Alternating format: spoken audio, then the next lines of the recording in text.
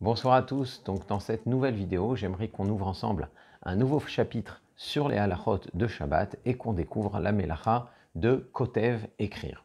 Écrire fait partie des 39 avot melachot, des 39 chefs de travaux, ce n'est pas un dérivé, et ça veut dire qu'il fallait écrire quand on devait construire le Mishkan. Ça fait partie des travaux qui participaient, qui étaient partie intégrante du montage du Mishkan, de sa fabrication. Alors à quel moment de la fabrication du Mishkan il fallait écrire? Il n'y avait pas de parchemin spécifique dans le Mishkan, il n'y avait pas en tout cas de parchemin écrit qui faisait partie de la structure du Mishkan, mais ce que les décisionnaires, les commentateurs de la Mishnah expliquent, c'est que, en effet, dans les plans du Mishkan, qui sont exposés longuement à la fin du Sefer Shemot, on voit que les murs du Mishkan étaient formés de poutres qu'on appelle les kérachim.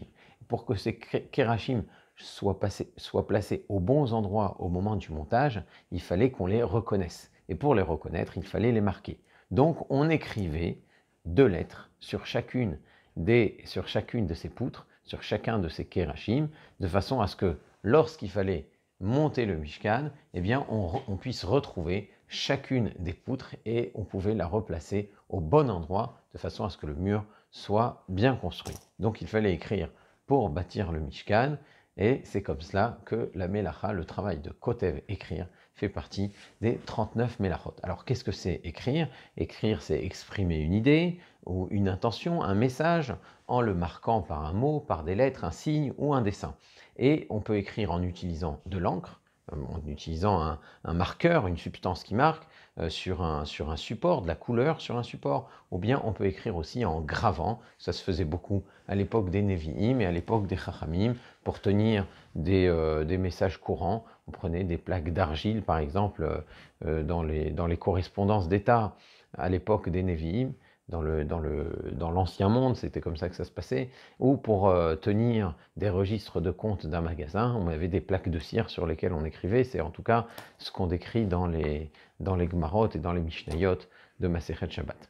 Alors, la Mishnah, dans Masechet Shabbat d'Afkuf Gimel, explique que la Melacha de Kotev de la Torah, pour que ce soit une Melacha de la Torah, il faut écrire de la main droite pour un droitier, bien sûr, et de la main gauche pour un gaucher. Si un droitier écrit de la main gauche ou si un gaucher écrit de la main droite, ça sera différent comme on va le voir. Il faut écrire 2 lettres ou plus. Si on écrit une seule lettre, alors parfois ça peut ne pas être la Melacha de la Torah.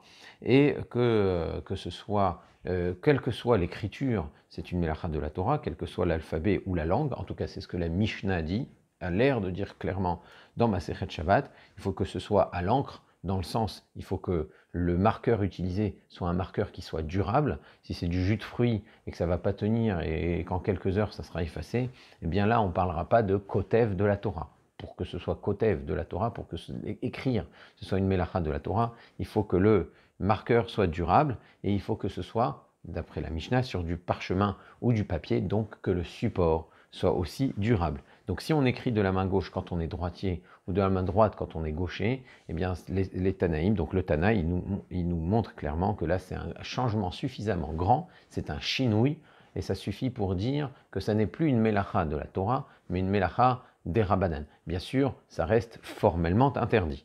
Écrire une seule lettre, ça peut parfois être une Melacha des Rabbanan. Parce que quand on écrit une lettre comme ça, ce qui n'a aucun sens, donc qui n'apporte aucun message, là, c'est une Melacha des Rabbanan, c'est un interdit des Rabbanan. Alors, quand on dit que c'est des Rabbanan, ça dépend, comme je vous ai dit, ça peut parfois être un interdit de la Torah. Si c'est la dernière lettre d'un livre, si en formant cette lettre, j'ai complété tout un ouvrage, à ce moment-là, même une seule lettre est une Melacha de la Torah, c'est pour ça qu'il ne faut pas jouer avec cela. Donc même si c'est un interdit des Rabbanan, ça reste encore une fois formellement interdit, c'est évident. Alors, imprimer ou tamponner, étant donné qu'on peut le faire de la main gauche ou de la main droite indifféremment, eh bien ça sera toujours un interdit de la Torah. De même, quelqu'un qui est ambidextre, peu importe la main avec laquelle il écrit, étant donné qu'il sait bien écrire avec les 2 mains, dans les 2 cas, c'est une Melacha de la Torah. Alors si on écrit sur un fruit ou sur un gâteau avec de la crème, là aussi c'est un interdit des Rabbanan, c'est pas un interdit de la Torah, compte tenu du fait que ça ne sera pas une écriture durable. Encore une fois, pour que l'écriture soit une mélacha de la Torah, il faut que le résultat soit un résultat qui dure dans le temps. Alors, écrire avec le doigt sur de la buée, sur une vitre par exemple, ou de l'eau étalée sur une table, là, ce n'est pas durable et c'est un interdit des Rabbanan. Alors maintenant, est-ce qu'on a le droit de former en l'air des lettres pour exprimer un message, pour dire voilà, un P en ivrite, ça se forme de cette façon-là.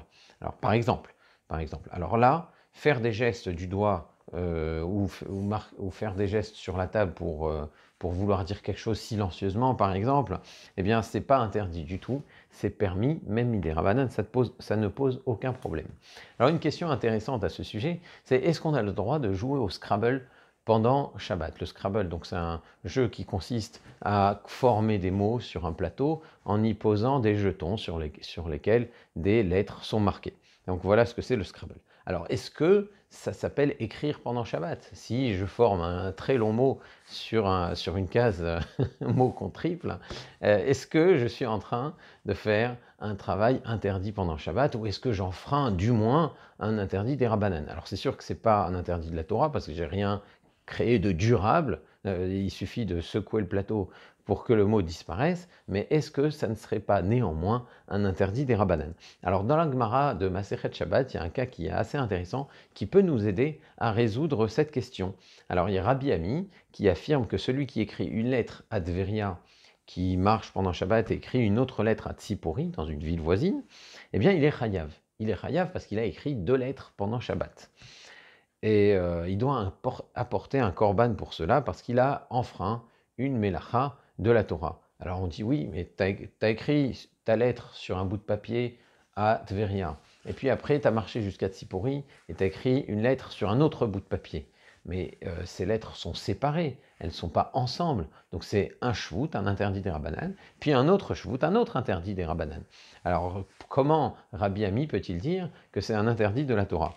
Eh bien, ce que la Gemara explique, c'est que c'est une écriture. Il a écrit 2 lettres, Be'elem Echad, d'un seul coup. Il l'a fait d'un seul trait. Ça ne s'appelle pas une interruption. J'écris dans un endroit, puis je continue ma mission, je continue mon action dans la ville voisine. Donc ça reste une seule action. Il a écrit donc 2 lettres.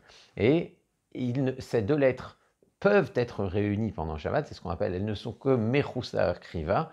Il suffit ensuite de les rapprocher, et les rapprocher n'étant pas une étape importante, eh bien on peut dire que toute la Mélacha a déjà été faite. Alors ça c'est très intéressant parce que tu es en train de nous dire que toute la Mélacha c'était quoi? C'était d'écrire les lettres, et que de les rapprocher, c'est juste une dernière étape qui n'a aucune importance, qui ne termine pas la Mélacha. Ça veut dire que toute la Mélacha, tout le travail est déjà fait, tout le travail est déjà effectué quand ces 2 lettres existent. Et le simple fait de les rapprocher, donc, ça ne compte pas. Ça ne compte pas puisque tu es en train de dire qu'il est déjà chayav, tu es en train de dire qu'il a déjà transgressé Shabbat. Et bien inversement, pour notre Scrabble, a priori, puisque les lettres existent déjà, elles sont déjà imprimées sur les jetons et qu'on ne fait que rapprocher les jetons les uns aux autres, on peut dire qu'on n'a enfreint aucune mélacha, on n'a rien fait, ça n'est même pas un travail. Et c'est un argument que le Rama, Rav Moshe Isserles, rapporte à propos d'un autre sujet qui lui aussi est tout autant intéressant concernant les halachot de Shabbat. Le Rama, dans la Tchouva, dans une réponse, donc dans un responsa 119, la réponse 119 très exactement, il parle d'un cas où on aurait écrit des lettres sur la tranche d'un ouvrage. Donc on a écrit des lettres sur la tranche d'un ouvrage. Quand on ouvre le livre, quand on ouvre le Sefer, donc on ne voit plus les lettres. Les lettres ne sont plus visibles, elles sont coupées. On ne voit que des petits traits à droite à gauche. On ne distingue rien de particulier. Et quand on referme le livre, alors là les pages sont toutes bien serrées les unes avec les autres, les unes aux autres. Et donc là le message apparaît, les écritures apparaissent, les lettres sont bien formées. Est-ce que fermer ce livre, ça s'appelle écrire pendant Shabbat? Est-ce que ouvrir ce livre, ça s'appelle effacer pendant Shabbat? Ça, c'est la question donc qu'on a posée au Rama. Et le Rama répond que, étant donné que les marques existent déjà sur les pages et qu'on ne fait que rapprocher les pages pour former les lettres, et qu'en ouvrant le livre, on ne fait que séparer les pages, mais les lettres sont déjà là en réalité, ça n'est que Mechoussar Kreva, donc il n'y a pas de Melacha, il n'y a aucun travail qui est effectué. Voilà une des preuves principales que le Rama rapporte pour expliquer qu'il est permis d'ouvrir et de fermer ce livre pendant Shabbat. Donc ça c'est la conclusion du Rama, et c'est la conclusion aussi d'autres acharonim, le Chayi Adam, le Shulchan Aruch Harav, le Rav Chaim Falaji notamment. Donc eux permettent parfaitement d'ouvrir et de fermer ce livre, et par conséquent, selon leur avis, on peut complètement permettre le jeu du Scrabble pendant Shabbat. Alors, le Magen Avraham, lui, va plutôt pencher comme l'opinion du Levouche, le Rav Mordechai Yafé. Le Levouche, lui, n'est pas vraiment d'accord avec le Rama et pense que ouvrir et fermer ce livre, c'est interdit pendant Shabbat. Ouvrir, c'est effacer, fermer, c'est écrire. Alors, est-ce que pour le Magen Avraham, donc qui suit l'opinion de Levouche, on devrait interdire le Scrabble pendant Shabbat? Alors il y a quand même une petite différence, c'est que sur ce livre-là, où les lettres sont écrites sur la tranche du livre, eh bien, quand vous avez ouvert le livre, il n'y a plus de lettres. Il n'y a plus de lettres, on ne les voit plus. Donc on pourrait dire que là, on a découpé la lettre. Et ensuite, en refermant le livre, on a créé à nouveau une lettre. Alors on peut parler d'écrire et d'effacer à propos de ces lettres écrites sur la tranche du livre. Par contre, concernant le Scrabble, les lettres sont entières, et il y a des preuves dans d'autres endroits du Magen Avraham que si les lettres sont entières et qu'on les a simplement alignées sans les fixer au plateau de façon définitive, ça veut dire qu'il n'y a pas de couture.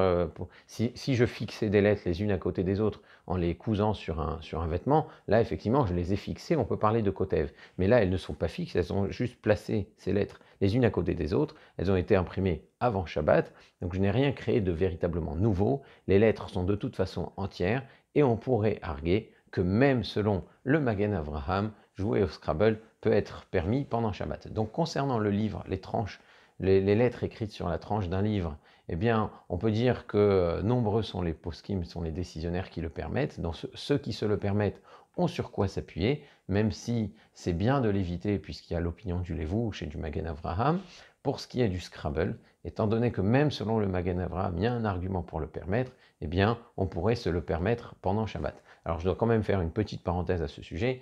Il y a des décisionnaires séfarades qui pensent que tout ce qui est de l'ordre du jeu peut poser un problème de mouktsé. C'est discutable. J'espère, Bezrat Hashem, qu'on pourra en traiter dans une autre série concernant les interdits de mouktsé, mais concernant la notion de kotev, en tout cas, le Scrabble ne devrait pas poser de problème. Est-ce qu'on a le droit, pendant Shabbat, vu qu'il est interdit d'écrire, de marcher avec des chaussures dont la marque serait inscrite sur la semelle, et donc, en marchant avec ces chaussures-là dans de la neige ou dans du sable, dans de la terre un peu meuble, on verrait des écritures apparaître sur les traces de pas? Est-ce que ça pose un problème de marcher avec ces chaussures-là pendant Shabbat dans le sable ou dans la neige? Alors, déjà, ce qu'on peut dire, vu que l'inscription elle est éphémère, c'est pas censé durer, hein, une écriture dans de la neige, c'est pas censé durer une écriture dans du sable, eh bien, ça serait tout au plus un interdit des rabbanan. Quelqu'un d'ailleurs qui écrit dans la neige comme ça enfreint un shvut, un interdit des rabbanan, même s'il écrit volontairement et de façon directe. De la même manière, quelqu'un qui écrit dans le sable, c'est pareil, c'est éphémère, donc ce n'est pas une melacha des oraita, ça reste un simple shvut, un interdit des rabbanan. Encore une fois, ça ne veut pas dire que c'est permis. Mais marcher avec ses semelles implique tout au plus un problème des rabbanan, un interdit des rabbanan. De plus, écrire avec le pied, eh bien, c'est pas écrire de la main droite, d'accord? C'est pas tamponner. Tamponner, ça se fait avec la main, d'accord? Là, c'est avec le pied. Donc, de toute façon, c'est indirect. Alors là, c'est indirect. C'est pas une façon normale d'écrire. C'est un chinouille. Donc, c'est doublement un dérabanan. C'est d'abord un dérabanan parce que c'est éphémère. C'est ensuite un dérabanan parce qu'on écrit avec le pied. Deuxièmement, on n'est pas en train d'écrire. On ne cherche pas à tamponner du pied. On cherche simplement à marcher. Tout ce qu'on veut, c'est marcher. Donc, c'est une conséquence directe de mes pas. Je marche, normalement, ce qui est une activité totalement permise pendant Shabbat, et ce faisant, une conséquence directe, la conséquence directe a lieu, c'est qu'il y a cette marque éphémère sous mes traces de pas. eh bien c'est un psy-créché. Et pour comprendre ce qu'est un psy-créché, je vous recommande de reprendre notre introduction aux 39 Mélachot de Shabbat. Donc c'est un psy-créché, ce n'est pas une action directe, et c'est un psy-créché pour un shvout, pour quelque chose qui reste un dérabanan parce que c'est éphémère et parce que ça ne se fait pas de la façon habituelle. C'est simplement tamponné avec le pied. D'accord? Donc c'est un psy-créché pour un dérabanan, ce qui est déjà une bonne raison de permettre, selon de nombreux décisionnaires, il y a de très bonnes raisons de penser que le Rav Yosef Karo, l'auteur du Shulchan Aruch, lui pense qu'un psy-créché pour un dérabanan, c'est permis. De plus, ce n'est pas un simple psy-créché, c'est un psy-créché des lanichale. Or, psy-créché des lanichale, ça veut dire que c'est une conséquence directe de mon action qui est permise, mais c'est une conséquence qui ne m'intéresse pas. Ça ne change rien à ma vie, qu'on voit quelque chose sous mes traces de pas ou pas. Alors ça m'étonnerait qu'on soit à ce point, qu'on ait à ce point envie de publier la marque de ces chaussures, qu'on ait envie que les gens voient qu'il y ait bien la marque de la chaussure sur les traces de pas. Donc, normalement, ça ne nous intéresse pas ce qui se passe dans les traces de pas. Donc c'est un psy-créché des lanichale. C'est un psy-créché qui ne nous intéresse pas pour une trace éphémère, pour une trace qui est faite avec le pied, pas avec la main, donc une façon complètement habituelle, c'est doublement un dérabanan avec un psy-créché des lanichale. Donc il y a lieu effectivement de permettre cela d'après tous les poskim. Donc le fait que les traces de pas, que sur les traces de pas, une marque des lettres soit visible, ne devrait pas poser de problème pendant Shabbat. Pendant Shabbat, surtout que ce n'est même pas sûr que les lettres soient effectivement visibles. Donc on pourrait dire que ce n'est même pas un psy-créché, c'est possible que ça ne soit finalement qu'un davar she'eino mitkaven, et davar she'eino mitkaven, je vous le rappelle, c'est permis d'après tout le monde, puisqu'on tranche comme Rabbi Shimon qui autorise davar she'eino mitkaven. Et si vous voulez comprendre ces termes techniques, encore une fois, référez-vous à la vidéo sur l'introduction aux 39 Mélachot. Est-ce qu'il est permis, pendant Shabbat, d'utiliser un thermomètre constitué d'une bande qui change de teinte en fonction de la température? Eh bien, là aussi, l'écriture est éphémère. Si on voit par exemple 38 degrés, 38 degrés, la personne dont on mesure la température avec cette petite bandelette a 38 degrés de fièvre, 38 degrés de température. Eh bien, l'écriture est éphémère. Ce 38 degrés, dès qu'on va retirer la bandelette du front, va disparaître. Et on peut dire que l'écriture était déjà présente. On peut dire aussi que ce n'est pas une façon d'écrire, de poser une bande sur le front. C'est une façon inhabituelle d'écrire. Donc de toute façon, c'est un dérabanan pour plusieurs raisons. Donc 1, c'est éphémère. 2, ce n'est pas une façon habituelle pour écrire. Et on peut dire qu'en fait, on ne fait que faire apparaître une écriture qui était déjà existante. Et on le fait en plus pour un malade.